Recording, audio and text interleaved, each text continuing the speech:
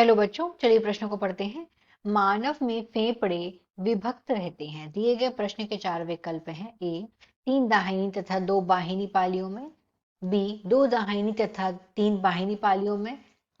सी, 2 दाहिनी तथा 2 बाही पालियों में। डी, उपरोक्त में से कोई नहीं। दिए गए प्रश्न की मुख्य अवधारणा है। मुख्य अवधारणा है फेफड़े।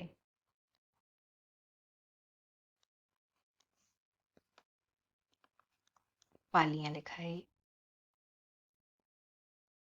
पालियों, बाई।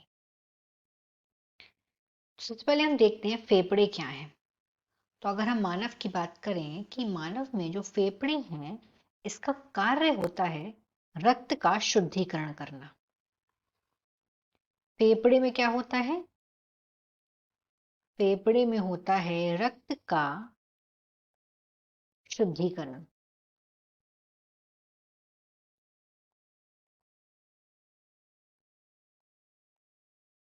शुद्धि रक्त में ऑक्सीजन का मिश्रित होता है।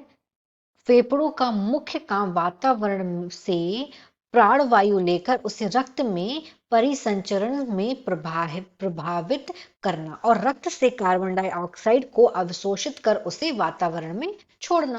अब यहाँ देखते हैं जो फेफड़े वो होते किस तरीके से, कितने उपस्थित होते हैं, पूछा गया है।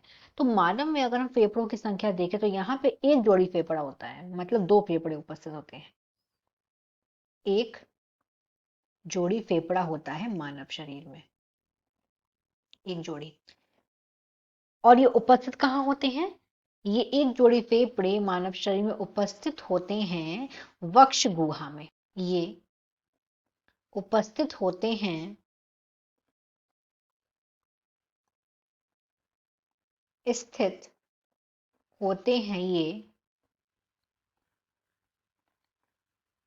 वक्ष गुहा में। और ये क्या है? ये है मुख्य श्वसन अंग। तो दायां फेफड़ा होगा, एक बायां फेफड़ा होगा। एक है,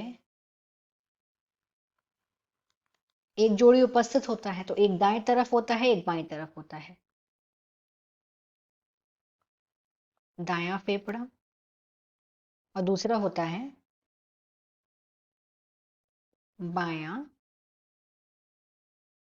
फेफड़ा। जो दायां फेफड़ा होता है, अगर हम इसमें पालियों की संख्या देखें तो दाएं फेफड़े में होती हैं 3 पालियां।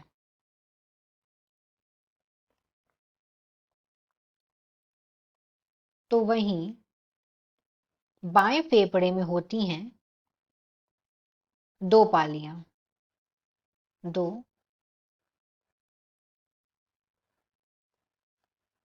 पालियां।